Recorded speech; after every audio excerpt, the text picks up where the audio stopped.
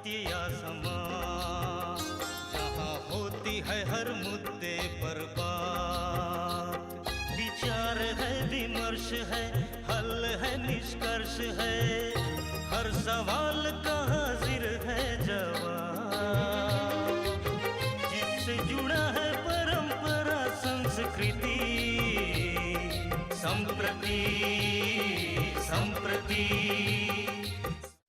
नमस्कार, मैं हूं रवि प्रकाश और यह कार्यक्रम है संप्रति।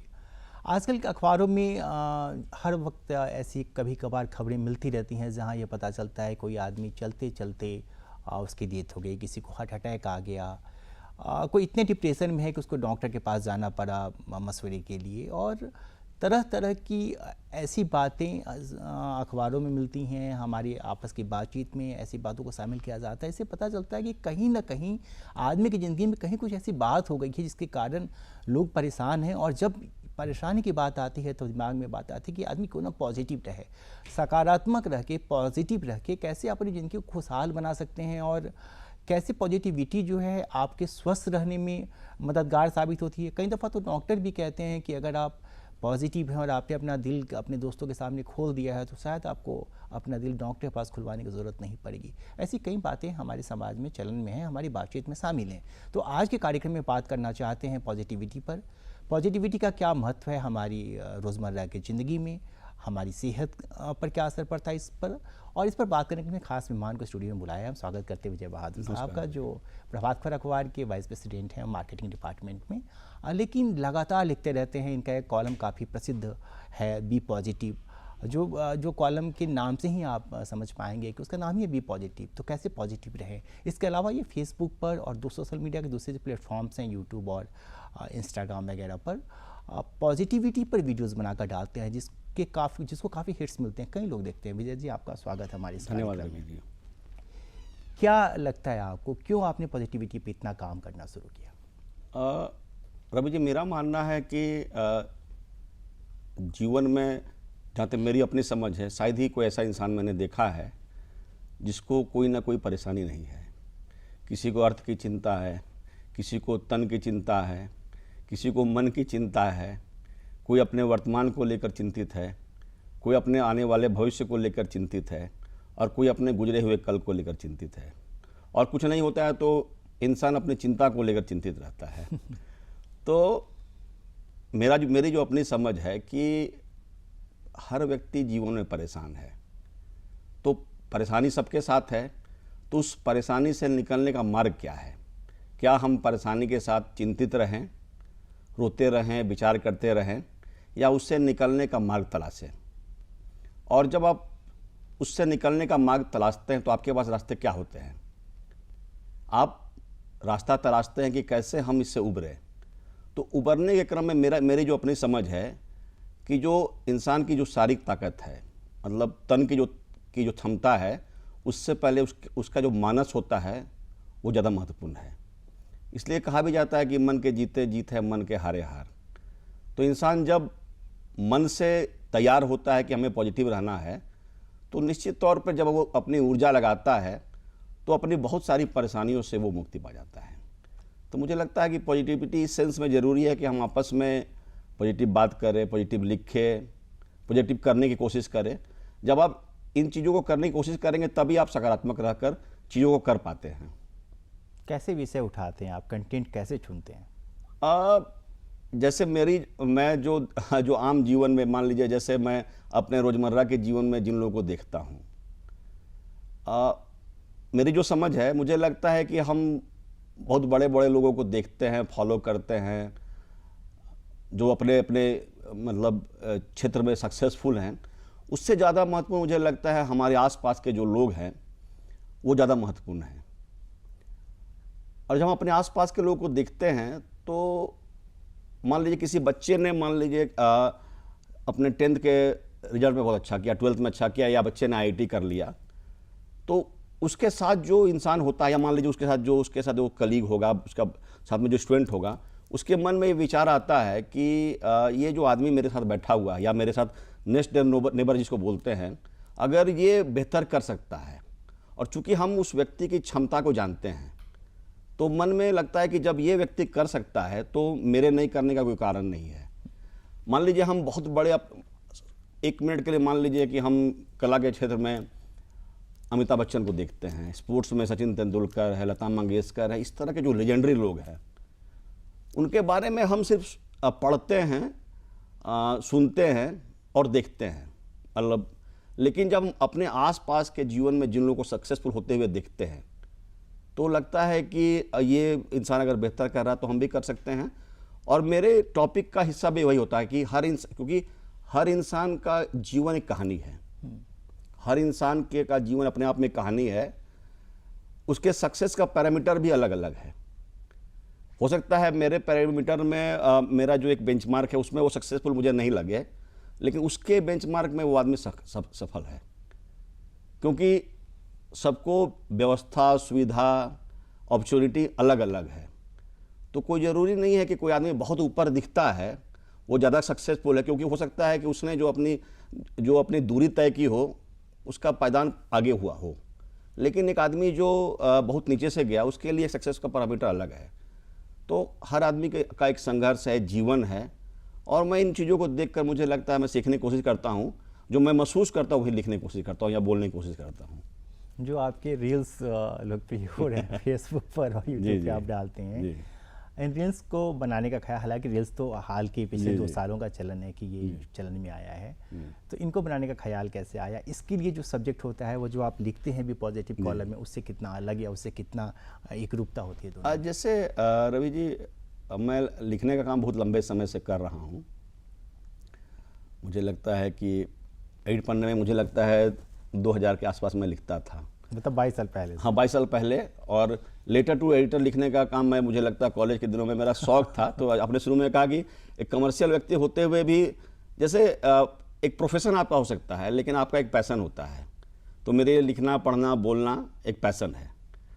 तो जैसे मैंने लगभग 5-6 साल पहले हमारे एक मित्र ने दोबारा मुझे कहा कि आप लिखिए, एक अखबार में एडिटर हैं, तो मैंने उनके कहने पर लिखना शुरू किया, तो मुझे आनंद भी आने लगा। तो मैं लंबे समय तक लिखने लगा। किसी मित्र ने मुझे सुझाव दिया कि भाई तुम्हारी आवाज़ अच्छी है तो तुम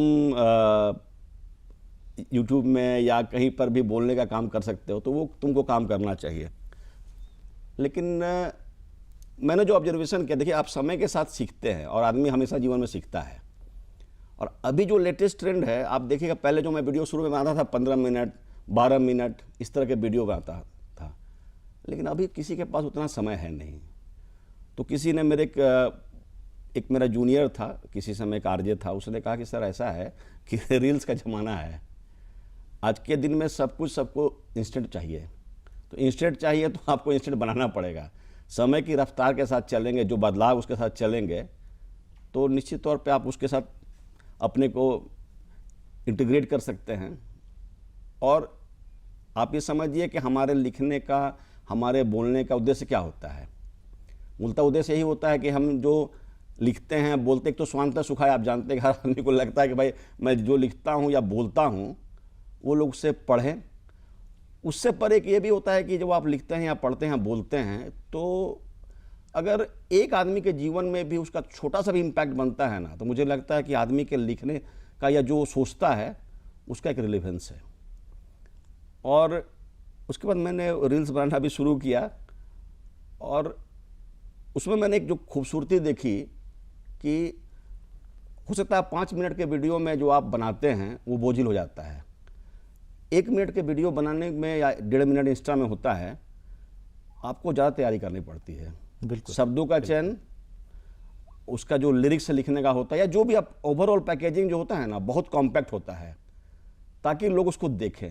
तो मुझे लगता है कि अभी मैंने शुरू किया है और मेरे को मज़ा आ रहा है, मैं इतना कर सकता हूँ।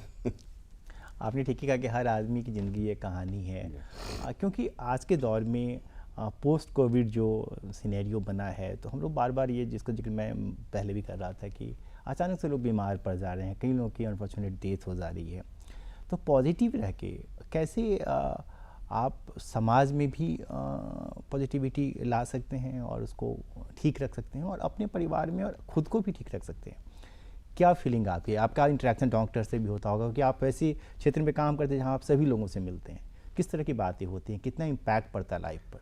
रवि जी, मैं इसके बारे में, कोविड की एक घटना है जिसके बारे में मैं आपको, बहुत सच्ची घटना है, हमारे ही परिवार में हमारे एक रिलेटिव थे। मैं छोटी सी घटना में बताऊंगा कि आदमी के पॉजिटिविटी का कितना बड़ा असर पड़ता है उसके शरीर पर या उसके मानस पे।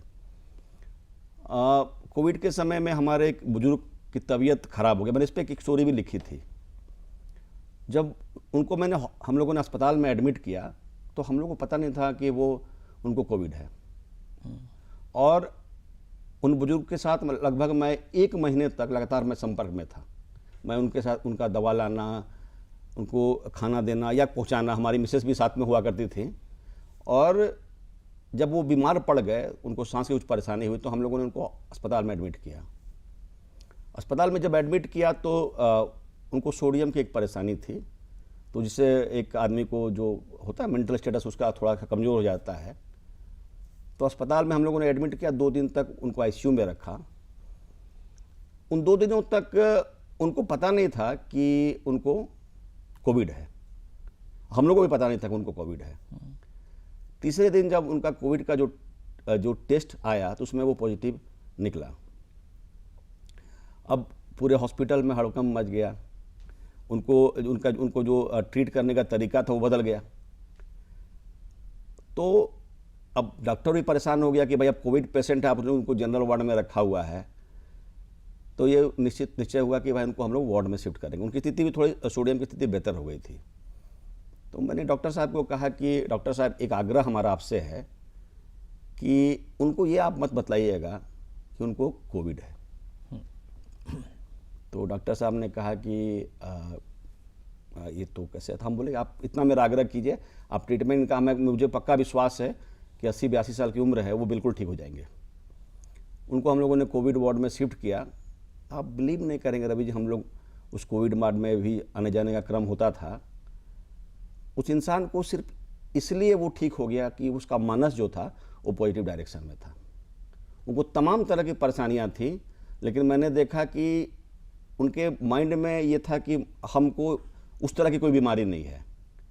तो एक नॉर्मल एक ट्रीटमेंट की तरह जब उनका ट्रीटमेंट होने लगा तो उनका मानस जो था, उनका जो मेंटल स्टेटस था पॉजिटिव था। तो मैंने देखा वो बहुत जल्दी बीमारी से उबर गए। तो आदमी के पॉजिटिव इंटेंट का बहुत फर्क पड़ता है उसके जीवन पे, उसके तन पे, उसके मन का। आपने शुरू में ही कहा कि जब डॉक्टर से किसी को ट्रीट करते हैं तो आप, रिसर्च भी कहता है कि जो व्यक्ति मेंटली मजबूत है वो ज़्यादा तेज़ी से रिकवर करता है। ये तो साइंस का एक प्रूवन ट्रुथ है, इसमें तो कुछ बोलने का भी नहीं है। तो इसलिए आदमी के मानस का बहुत बड़ा अंतर है रवि जी इसको लेकर। अच्छा, जैसे हर आदमी आज का जो, खासकर कि आप मार्केटिंग के क्षेत्र के हैं तो ये सवाल एक लेना चाहते हैं कि आजकल तो बहुत सारे वो होते हैं कि भाई आपका ये असाइनमेंट है, आपका ये टारगेट है, टारगेट बेस्ड नौकरियां हैं। आपने खुद भी काफ़ी शून्य से शुरुआत किया, वाइस प्रेसिडेंट हैं। हम लोग शुभकामनाएं देते हैं कि आप और बड़े पोजीशन को होल्ड करिए। लेकिन जो टारगेट बेस्ड नौकरियां हैं, इसकी वजह से आदमी की लाइफ में कितना तनाव होता है, और इसके साथ ही यह भी बताइए, क्योंकि आप उसको मैनेज करते हैं खुद की अपनी ज़िंदगी में भी, कि ये सारा काम करते हो अपने उसको टारगेट तो अचीव करना ही है क्योंकि दुनिया बहुत फास्ट है। तो ये सब कुछ करते हुए, काम के घंटों की चिंता नहीं किए बगैर काम करते हुए भी आदमी कैसे पॉजिटिव रह सकता है और पॉजिटिव अपनी फैमिली को भी रख सकता है? देखिए रवि जी, एक तो मैं कहूँगा कि सक्सेसफुल आप किसको मानते हैं? जो एक्टिव है। मेरा जो अपना एक मैं सोचता हूँ, कोई व्यक्ति प्रोफेशनली बहुत सक्सेसफुल हो गया तो मेरे हिसाब से कोई ज़रूरी नहीं है कि वो बहुत सक्सेसफुल भी है। और कोई व्यक्ति मान लीजिए उसका फैमिली लाइफ उसका बहुत बेहतर भी है और प्रोफेशनली वो स्ट्रगल कर रहा है तो भी वो सक्सेसफुल नहीं है। कोई भी व्यक्ति मेरी समझ में जिसका जो पूरा जो एंगल्स होता है वो अगर कर्व, मतलब जिसको बोलते हैं सर्कल बनता है, तो वो व्यक्ति सक्सेसफुल है। उसका प्रोफेशनल लाइफ हो सकता है बहुत बेहतर नहीं हो, अच्छा हो, पारिवारिक जीवन उसका बेहतर हो, उसकी जो सामाजिक जो कंट्रीब्यूशन है वो एक बढ़िया हो। तो वो इन टोटलिटी में जो व्यक्ति इन सब चीज़ों को एक बहुत सामंजस्य के साथ मैनेज करता है वो सक्सेसफुल व्यक्ति है। दूसरा आपने जो सवाल किया कि टारगेट को लेके, मेरा जो एक निजी अनुभव है मैं बताना चाहूँगा मैंने जो अनुभव किया है कि हम टारगेट के बारे में बात बहुत करते हैं, लेकिन टारगेट कैसे अचीव करेंगे उसको लेकर हमारे पास बेसिकली कोई प्लानिंग होता नहीं है। मैं एकदम बहुत ग्राउंड की बात बता रहा हूँ। आप अगर खासकर मार्केटिंग के किसी व्यक्ति को देखिएगा तो वो दो चीज़ बहुत हमेशा आपको कहता हुआ नजर आएगा कि टारगेट का बहुत प्रेशर है, बहुत दिक्कत है, या फिर कहेगा कि मार्केट बहुत ख़राब है। ये बहुत कॉमन मैं तो 22 साल से काम कर रहा हूँ, मैंने देखा है कि हर इंसान मार्केटिंग का एक तकिया कलाम ये जरूर कहता है, लेकिन उससे अगर आप ये पूछिएगा कि तुम्हारे पास उससे उबरने का वे आउट क्या है, तो वो मतलब उसके पास कोई, कुछ लोगों को छोड़ दीजिए जो सक्सेस अपन लाके आगे बढ़ते हैं, उसके पास कोई मॉडल नहीं है। और मॉडल क्या हो सकता है? मेरा मानना है कि जैसे आप ऑफिस जाते हैं, आप हमारे मान लीजिए काम के घंटे 8 हैं 9 हैं, मेरी जो समझ है कि कोई आदमी अगर इंसान अपने जो एक काम का जो समय है ना, उसका अगर वो 100% देता है ना, तो उसको अपने बाकी समय में काम को समय देने की ज़रूरत नहीं है जी। प्रॉब्लम क्या है कि हम टारगेट के बारे में बहुत बात करते हैं, लेकिन उससे उबरने के बारे में बात नहीं करते हैं। और दूसरा है कि मन में एक मेरी समझ से एक आदमी की सोच होनी चाहिए कि हमको ऑप्टिमम देना है। जो चीज़ आपके अख्तियार में नहीं है, कंट्रोल में नहीं है, उस पर बहुत ज़्यादा ऊर्जा खर्च करने से कुछ हासिल होने को नहीं है। हर आदमी को सेल्फ बिलीफ होना चाहिए कि मेरे में ये क्षमता है। ओवर कॉन्फिडेंस अलग चीज़ है, लेकिन सेल्फ बिलीफ एक अलग चीज़ हाँ, है। वो अलग चीज़ है। अलग चीज़ है। तो सेल्फ बिलीफ जरूर होना चाहिए कि मुझ में ये करने की क्षमता है और ये जो काम मैं करता हूँ सबसे बेहतर तरीके से कर सकता हूँ, और अगर मैं नहीं कर सकता हूँ तो ये काम कोई नहीं कर सकता है। टारगेट का भी कुछ मेरे हिसाब से कुछ इसी तरह का है। जैसे हम लोग जब अपने ऑफिसेस में बैठते हैं, आपस में डिस्कशन करते हैं, बहुत बार ऑर्गेनाइजेशंस में सीनियर्स बोलते हैं कि तुम्हारा ये टारगेट है। मैंने कहा कि सर ये जो टारगेट है एज ए होल ऑर्गेनाइजेशन का टारगेट है, टारगेट डेफिनेटली होना चाहिए, क्योंकि एक लक्ष्य जब होता है तभी हम उसको चेंज करते हैं जी। लेकिन मैं इतना जरूर कर सकता हूं कि ये टारगेट जो भी बनाया गया है, अगर ये रैशनल है तो हम इसको जरूर अचीव करेंगे, और अगर ये रैशनल नहीं है तो अगर हम नहीं कर सकते हैं तो कोई नहीं कर सकता है। क्या बात। हम अगर नहीं, क्योंकि ये बिलीव तो देखिए, आपको जिस प्रोफेशन में आप हैं वो प्रोफेशन कोई भी हो सकता है। आप अगर बेहतर करना चाहते हैं तो आपके मन में एक कॉन्फिडेंस तो जरूर होना चाहिए कि मुझसे बेहतर यहाँ कोई, और आज के समय मेरे समझ से कोई मेडियोकर की जगह नहीं है। जिस भी फील्ड में आप हैं, आप अगर अबव एवरेज हैं या एक्सीलेंस में हैं तभी अपनी जगह बना सकते हैं। अदरवाइज मेरे हिसाब से किसी भी फील्ड में मेडियोकर के लिए बहुत जगह आज के दिन में दिक्कत है मेरे हिसाब से। ठीक है। दूसरा जो आपने कहा कि पारिवारिक जीवन के बारे में, जैसे आपने कैसे पॉजिटिव रह पाता है आदमी इतना? देखिए, मैं जैसे मैं आपको बताऊं कि आप कभी भी जैसे आप समझिए कि निजी जीवन में आपकी मान लीजिए कोई परेशानी हो गई, सपोज कीजिए घर में सुबह आप दफ्तर निकलने वाले हैं, आपको कोई परेशानी हो गई, आप देख लीजिएगा कि कभी भी आप काम पे फोकस नहीं कर पाते हैं। ये बहुत मैं व्यवहारिक बात बोल रहा हूँ। तो जिस भी इंसान का जो व्यक्तिगत जीवन है, फैमिली लाइफ है, जो फ्रेंड सर्कल का लाइफ है, अगर वो बेहतर है, जो पर्सनली सक्सेसफुल है वही आदमी प्रोफेशनली भी सक्सेसफुल होगा। और ऐसे बहुत रेयर आदमी मेरे को मिले जिनका निजी जीवन अच्छा नहीं है और प्रोफेशनली सक्सेसफुल है। ऐसे लोग हो सकते हैं लेकिन मुझे कम मिलते हैं। जो मन से जो खुश है ना, वही अपने काम को लेकर एंजॉय कर सकता है और वही अपने काम को 100% दे सकता है। तो एक और सवाल है कि जैसे क्योंकि आप हर बार सोचते हैं, हालांकि आपने पहले ही उसका उत्तर दे दिया कि 8 घंटा अगर आपने ठीक से काम किया है तो आपको अपने बाकी घंटे में कटौती करने की ज़रूरत नहीं है। फिर भी जो तनाव है, जो एक होता है कि नहीं ठीक है, मैंने ये लक्ष्य तय किया था, मेरा ये टारगेट था, और अब देखिए अब टारगेट अचानक से बढ़ा दिया गया, ठीक है, रैशनल नहीं भी हो सकता है। तो उस तनाव को कैसे उस तनाव के मैनेजमेंट का क्या तरीका है? देखिए रवि जी, मेरी जो समझ है कि आप जहाँ पर काम करते हैं, आप देखिए कि आप वहाँ पर आप समय के साथ आगे बढ़ रहे हैं या नहीं बढ़ रहे हैं। आप वहाँ काम करते हैं या और कहीं काम कर सकते हैं।